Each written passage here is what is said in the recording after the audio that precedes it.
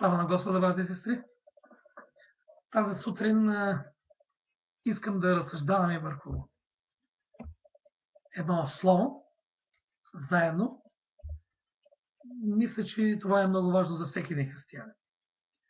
Знаете много добре, че всички ние искаме да чуваме Божия глас. И всеки се моли и вика към Господа и иска да чуе Божия глас. Какъв е нежен глас се говори. Каза, че Бог така е говорил, по този начин говори. И наистина всеки има желанието да чуе Божия глас. И точно днес ще имаме слово за това как да чуем Божия глас. Какво трябва да направим, за да чуем Божия глас. Искам да прочетем един стих от Божието слово в Първо Солунци, 5 глава, 18 стих. Там беше така. За всичко благодарете, защото това е Божията воля за вас в Исус Христос. За всичко благодарете, казва Господ, защото това е Божията воля за вас. Преди да говорим за Божията воля, трябва да знаем, че ако не сме вярващи хора, няма как да разберем Неговата воля.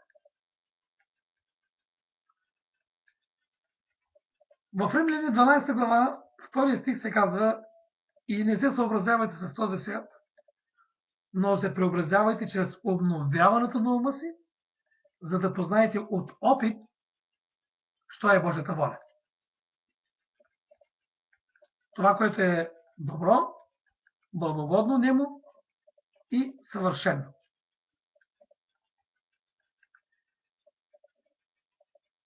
За да чуем Божия глас, първо трябва да сме вярващи хора и да разберем Неговата воля. Много хора, много християни казват, че Бог им казал така, Бог им говорил така, Бог ми каза така. Но после се разбира, че Бог не им говорил, защото това, което Бог говори, Той го върши. Искам малко да се позадълбочим в Словото Божие.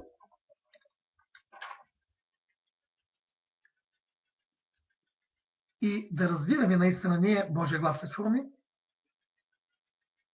Възможно ли да се чуи Божия глас? И как ще бъдем убедени, че наистина това е Бог? Ако нещо добро се случи в живота ти, това означава, че е от Бога. Ако нещо зло или недобро се случи, това знаем, че не е от Господа.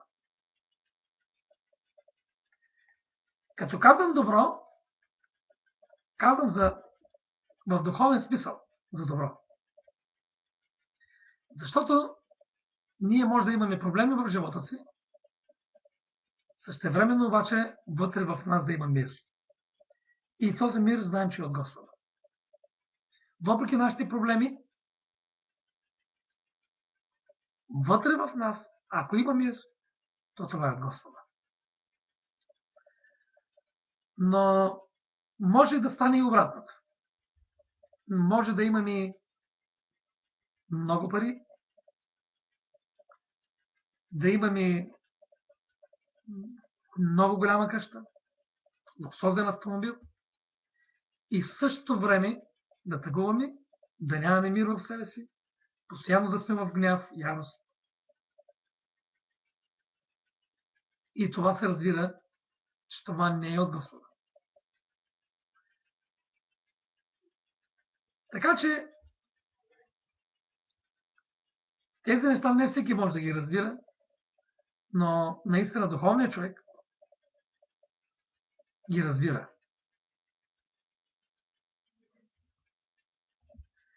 В Ефесяни, 5 глава, 17 стих, да погледнем какво пише. Не бъдете глупави, но разбирайте Божията воля за вас.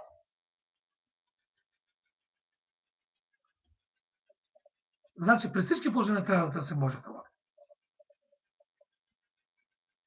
Винаги трябва да търсим Божията воля и винаги да извършваме Божията воля.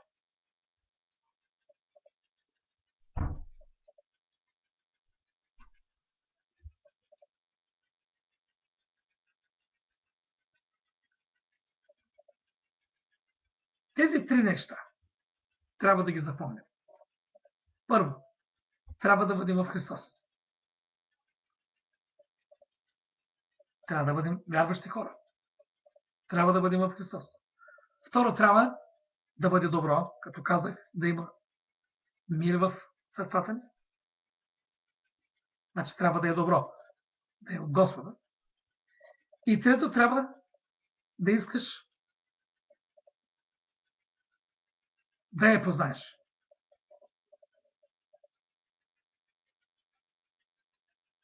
Божията воля става въпрос. Ако тези три неща са в живота ни, като християни, значи ние сме на правилното място и в правилната позиция. Първо, трябва да сме в Христос. Второ, трябва да е добро, значи от Господа. И трябва да искаш да разбереш Божията воля, да я познаеш.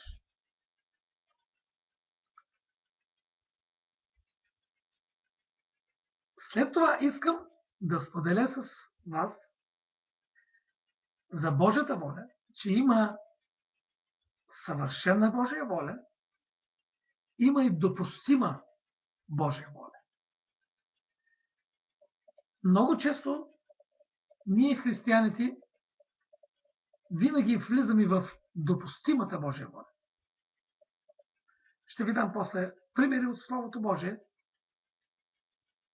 да видим всички ние, коя е съвършената воля на Господа и коя е допустимата воля на Господа. В съвършената воля на Господа ние ще имаме благословение, то ще бъде в изобилие и ще донесе изпълване. В допустимата воля Бог ще ни даде това, което искаме, но това не е Неговата съвършена воля. Искам да отворим Библиите си в Псалом 106 и да прочетем какво казва този псалом. Нека да отворим Псалом 106.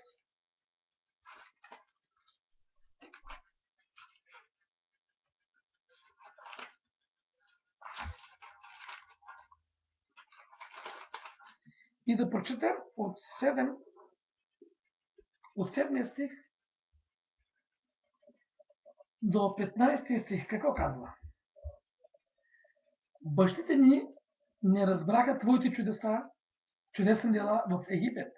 Не си спомняха много Твои милосърдни дела и се възпротивиха при морето, при Червено море. При все това Бог ги избави заради името си, за да покаже могъществото си. Смъмра Червено море и той съкна, и така ги преведе през дълбочините, като по сухо, и ги спаси от ръката на ненавистника им и ги извади от ръката на неприятеля. Водите покриха противниците им, не останаха ни един от тях. Тогава повярваха на думите му, пееха на него хвала. Но скоро забравиха делата му, не чакаха изпълнението на намеренията му, но се полакомиха твърде много в пустинята и изпитаха Бога в безводната страна и той им даде това, което искаха, но направи да залинеят душите им.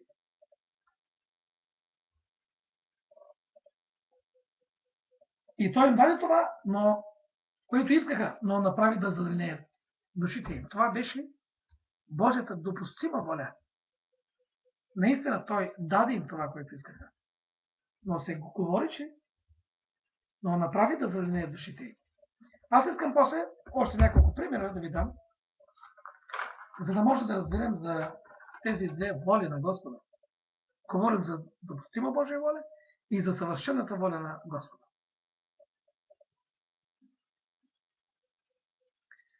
Защо не можем ние да влезем в съвършената воля? Защото сме нетърпеливи и никога не изчакваме. Пребързваме с нещата, много сме припряни и не изчакваме точно момента, когато Бог иска да го направим това нещо. Бог иска да го направим, определено нещо да рече, но не сега още. Но ние прибързваме с тези неща. Ние не изчакваме момента, когато Бог иска да го направим. Точно момента. Ние прибързваме. И Бог ни дава това нещо, което искаме, но това не е неговата съвършена воля. Това е неговата допустима воля. Искам да ви дам един пример в Числа 22 глава. Сега мисля, че ще разберем малко по-добре за това, което става въпрос. За Божията съвършена воля и за допустима воля. В 22 глава искам първо да прочетем за Божията съвършена воля. 22 глава на Числа, 12 стих. А Бог рече на Валам: да не отидеш с тях, нито да прокълнеш людите, защото са благословенни. И сега искам да прочетем Числа 22 глава също, обаче 20 стих. За Божията допустима воля има пример.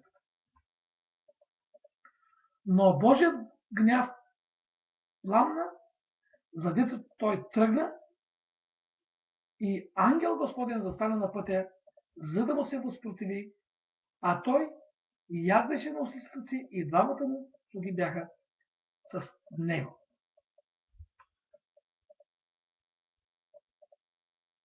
Така, това беше примера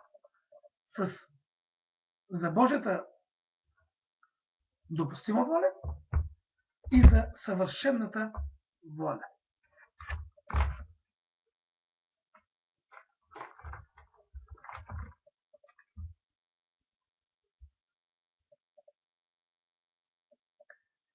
Кога може да разбираме дали сме в Божията съвършена воля? Изобщо да разбираме Божията воля. Има още много примери, които мога да ви дам, но ясно Божието Слово обяснява, че за да извършим съвършената Божия воля, трябва да изчакаме момента, точно, за да влезем в съвършената Божия воля. Когато ние изчакаме съвършената Божия воля, момента, а пребързваме с нещата, тогава ние влизаме в допустимата Божия воля. Пак получаваме това, което искаме, но не защото Бог иска, а защото ние искаме да стане. Точно сега. Тогава няма такова благословение, тогава няма такова освобождение, няма и такъв мир. Но въпреки това, Господ, понеже доста прекалено много обича децата си и дава им това, което искат. Но това не е в Божията съвършена воля. Въпреки това, искам да обобщим нещата за волята на Господа. Тези хора, които са младенци, хора, които са още новоповярвали християни, хора, които са още на духовно мляко, те не могат да разберат Божията воля. Затова много от нас трябва да знаят, че не може да се приема съвет на хора, които са още на духовно мляко. Може да са доста години във вярата. но да продължават да бъдат на духовно мляко. Годините не определят, че те са вече станали озрели християни или че са вече хора, които са тръгнали и са почнали на твърда храна. Растежа на хората, които са истински християни, или растежа на един християнин не се определя от многото години в вярата. Така.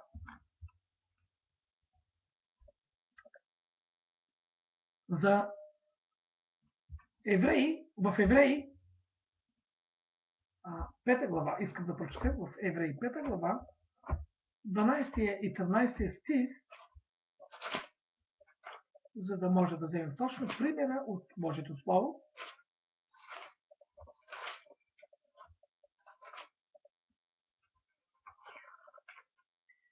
Евреи 5 глава, 12 и 13 стих, да прочетем какво се казва там за тези, които са на мляко, на духовно мляко. 12 и 13 стих четем.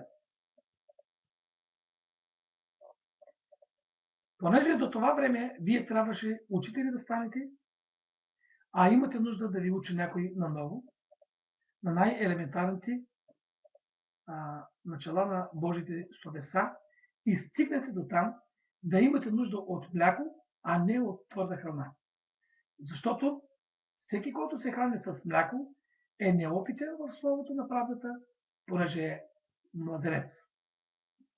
А твърдата храна е за пълнолетните, които чрез упражнение са обучили чувствата си да разпознават доброто и злото. Затова искам да кажа, че хора, които са още на духовно мляко, не могат да получават, нито пък ние трябва да слушаме техните съвети. Хора, които са озрели и хора, които са минали на твърда храна, наистина хора, които са упражнявали чувствата си, където се казва тук в последния стих, чувствата си да разпознават доброто и злото. Или упражняват чрез упражнение на чувствата си, тези хора са разбрали доброто и злото. Много от хората казват, че знаят доброто и злото, но ние говорим за по-дълбоки неща. Много от нас имат такова чувство, че вече са готови, много знаят Божието Слово и могат да получават други хора,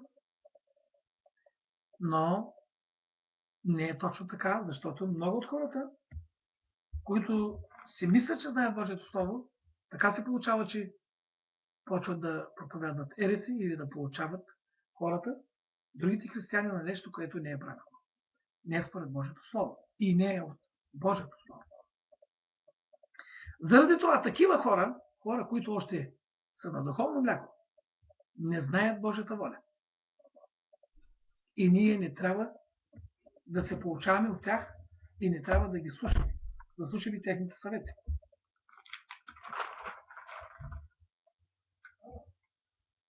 В Матея 25 глава искам да прочетем нещо,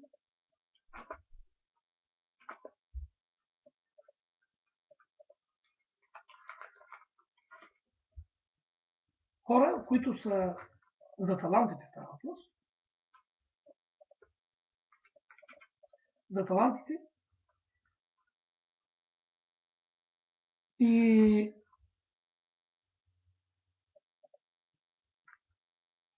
за тези чувства и за които преди малко казахме, за чувствата си, да разпознаваме доброто и злото или да упражняваме чувствата си за доброто и злото. Хора, които са упражнени чувствата си за доброто и злото. В Матея 25 глава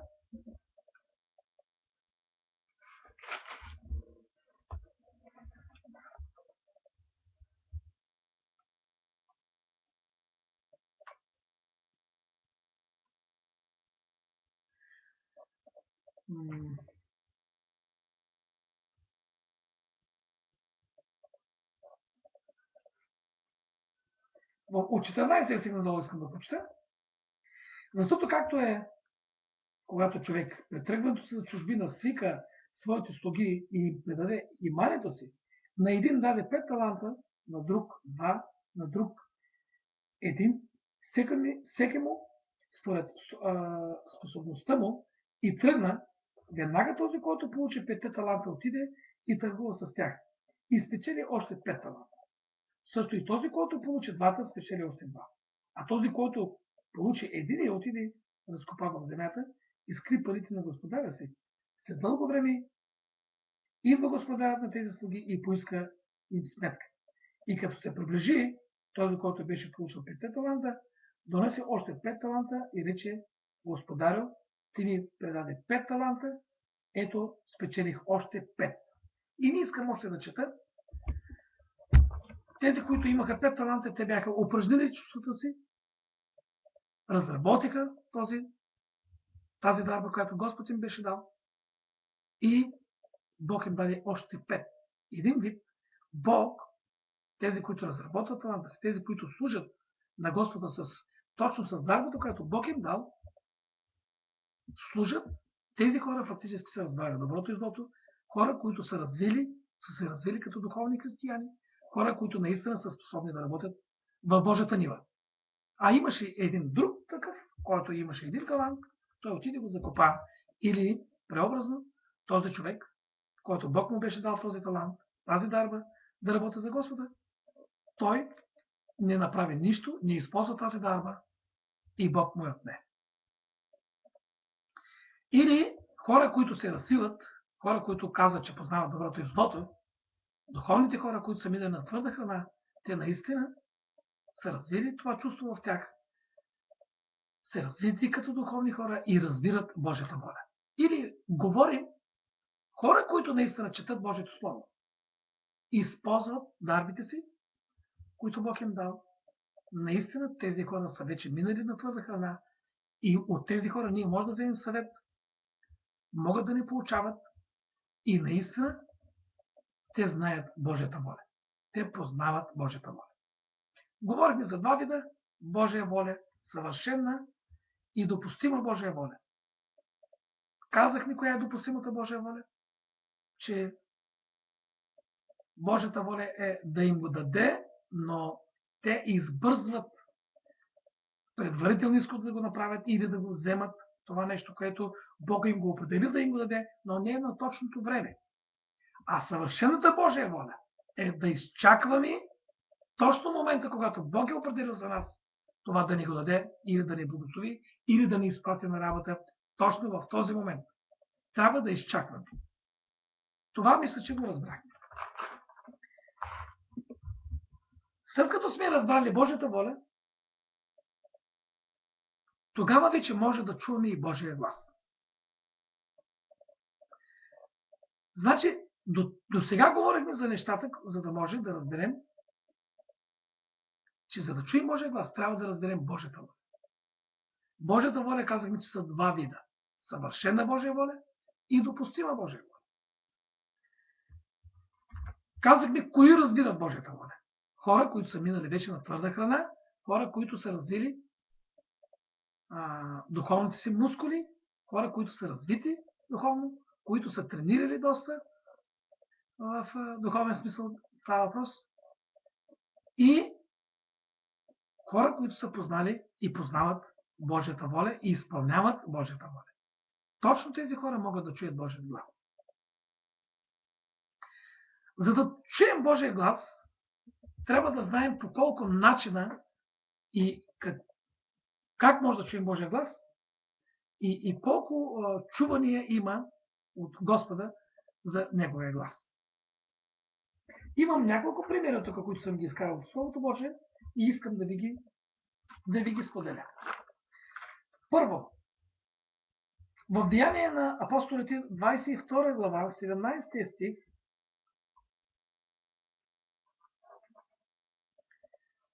Божият глас се чу, когато се молехме. Значи, в 22 глава на Деяния на апостоли, 17 стих казва: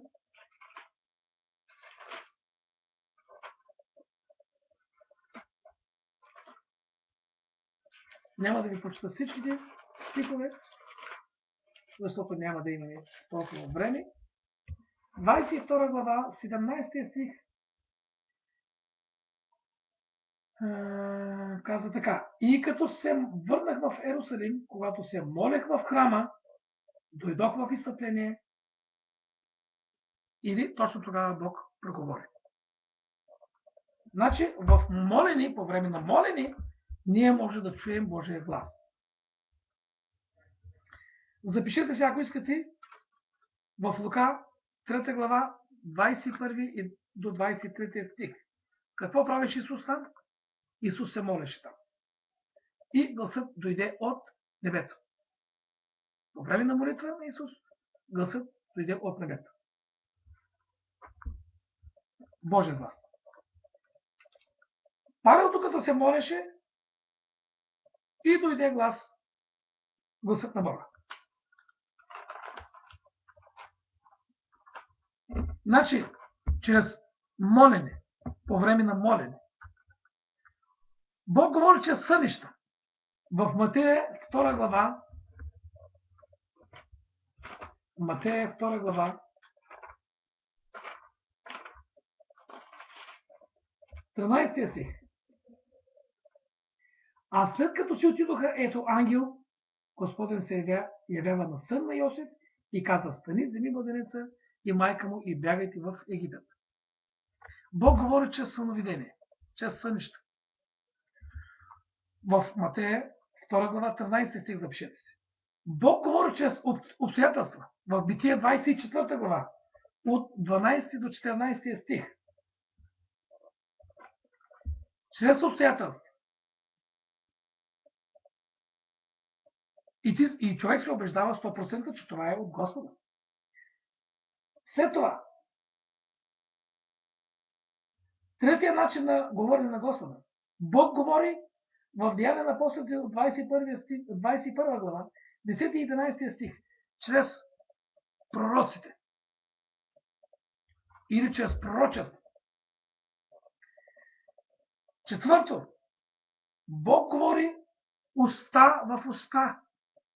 В Числа 12 глава, от 6 до 8 стих, записвайте си. Това означава, Бог може да ни говори директно в ушите.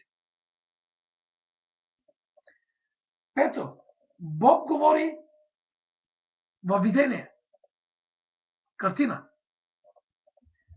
Осия, 12 глава, 10 стих, запишете се.